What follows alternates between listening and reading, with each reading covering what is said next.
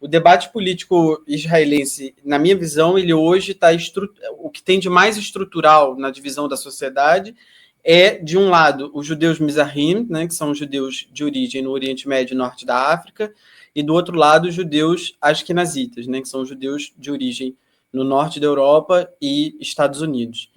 Por que eu estou dizendo isso? Porque houve na formação de Israel, né, os judeus ashkenazitas, eles foram predominantes, né? A primeira onda, vamos dizer assim, de imigração para Israel, uma onda de judeus ashkenazitas, né, judeus de origem na Europa, em virtude, né, do acontecimento do Holocausto.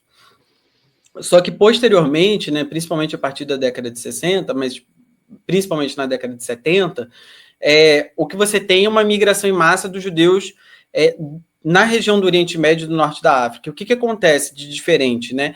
Esses judeus que vêm do Oriente Médio e Norte da África, eles chegam a Israel e encontram um país tão caro quanto a Europa para você adquirir um imóvel, e eles não tinham dinheiro, eles chegam com uma mala, né, só com a roupa do corpo, literalmente, num país caro, um país de padrão de vida bem mais elevado do que o do Brasil, eles não conseguem adquirir um imóvel em Tel Aviv nem em Haifa.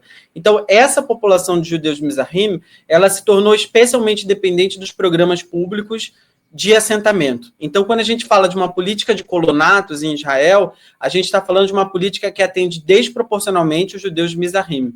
Então, a base eleitoral dos partidos nacionalistas israelenses que defende a ocupação da Palestina, que defende a expansão dos colonatos, é uma base eleitoral Mizrahim, né? O próprio Likud, que é o partido do Netanyahu, ele historicamente tem um forte apoio dos judeus Mizrahim.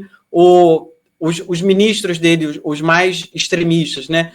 O pai do Deri, né, que é um dos ministros extremistas, é iraquiano. O Itamar Ben-Gvir, o pai dele é marroquino. Então, é um governo Mizrahim, né? O governo Netanyahu é um governo Mizrahim.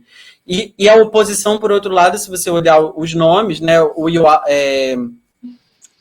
Yair Golan, por exemplo, que é o líder da esquerda sionista, ele é um general de origem ashkenazita. O Yair Lapid, né, que é um outro liberal ali, líder do centro, é um judeu de origem ashkenazita também, o pai dele é húngaro. Então você tem uma divisão entre uma parte da sociedade, né, predominantemente ashkenazita, que mora de maneira desproporcional nos centros urbanos liberais, distante do conflito, e você tem uma outra parcela da população que é dependente dos programas de assentamento e que se vê mais próxima da linha de tiro. Então, eu já tive a oportunidade, né, de ir em kibbutz próximos ao que eles consideram de áreas em disputa, né? A região em torno da faixa de Gaza, onde aconteceu o ataque do Hamas, é uma região predominantemente Mizrahim, né?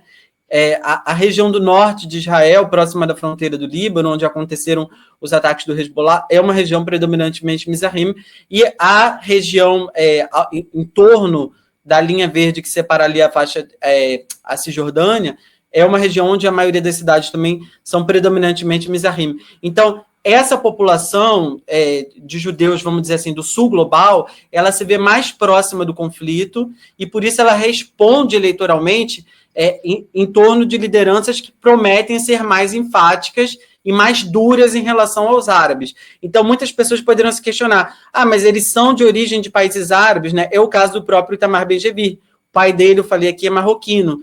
Mas por que esses, entre todos os judeus, que são os mais radicais em relação aos árabes? É por conta disso, é por conta dessa separação interna demográfica, né? Então, eles procuram responder às necessidades. Os colonatos, né, a que eu estou me referindo, que são predominantemente Mizrahim e que são em áreas, vamos dizer assim, mais próximas da linha de disputa, eles tendem a ser colonatos mais pobres, né? As ocupações da população tendem a ser de renda mais baixa do que, vamos dizer assim, o Israel das startups, das empresas de alta tecnologia de medicina. Toda essa economia que a gente conhece muito melhor de Israel, ela está muito concentrada em torno dos judeus de pele mais clara, os judeus de origem europeia, nesses centros urbanos que são Haifa e Tel Aviv, né? E a gente poderia Casária, também outras cidades ali da costa, principalmente na israelense. Então, essa disputa que tem a ver com classe, tem a ver com racismo entre os judeus, ela vai dar a tônica, na minha visão, da separação política que acontece em Israel. Uma outra coisa que eu queria dizer é que a gente precisa ter clareza com relação a como funciona o apartheid. Por que a gente diz que é apartheid? É porque tem discriminação, racismo igual no Brasil? Não, não é igual no Brasil.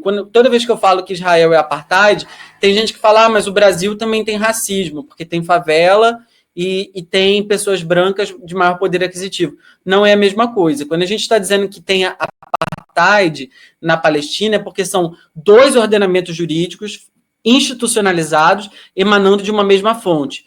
Dois direitos emanando de uma mesma fonte, duas leis que emanam de um mesmo Congresso, né? Então, os árabes em Jerusalém, por exemplo, eu vou tentar ser breve nisso para não fazer uma descrição muito longa, mas os árabes que moram na cidade de Jerusalém, eles têm o que se chama de visto especial de permanência. Então, eles podem votar para a prefeitura, eles votam para o prefeito da cidade de Jerusalém, mas não podem votar para eleger um deputado para o Congresso.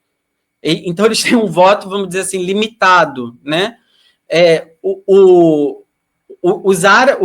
A população árabe que vive na Cisjordânia, ela está sujeita às leis que são editadas no parlamento israelense, né? Inclusive lei de cobrança de impostos, né? A moeda que circula na Cisjordânia é o shekel, a definição de alíquotas de impostos é feita pelo parlamento israelense, o recolhimento dos impostos é feito por Israel, que repassa ou não para a autoridade palestina, né? O que muitas vezes foi congelado, inclusive durante esse genocídio agora, várias vezes, o governo israelense optou por congelar os repasses de impostos recolhidos na Cisjordânia para a Autoridade Nacional Palestina. Então, a gente está falando de um Estado que exerce todas as funções típicas, função monetária, fiscal, controle de fronteiras, autorização, registro civil, e que não permite que essa população vote. Então, os palestinos nem votam para um Estado israelense, para um Estado palestino, não tem esse direito negado, né?